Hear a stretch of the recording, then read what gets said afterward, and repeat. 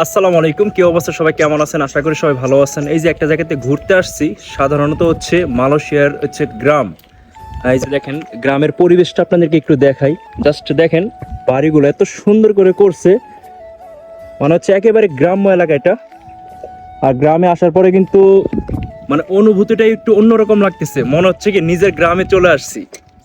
শহরের কোলাহলে গাড়ি ঘোড়ার শব্দ আর কোনো কিছু ভালো লাগে না।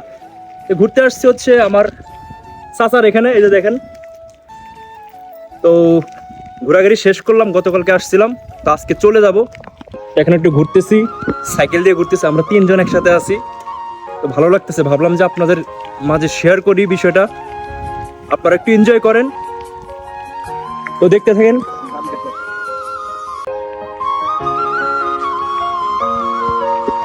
আর ভিডিওটা কেমন লাগলো অবশ্যই কমেন্ট করে জানাবেন, ঠিক আছে?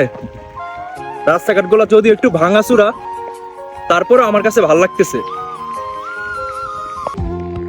গ্রামের রাস্তাঘাট বুঝেনি তো, যতই মালয়েশিয়া হোক গ্রাম তো গ্রামই, তাই না? তারপরে এখন আমাদের বাংলাদেশে গ্রামের রাস্তা কাঁচা নেই, গ্রামের প্রায় রাস্তায় কিন্তু পাকা হয়ে গেছে। তো ভিডিওটা আপনাদের কাছে কেমন লাগলো অবশ্যই কমেন্ট করে জানাবেন, ঠিক আছে?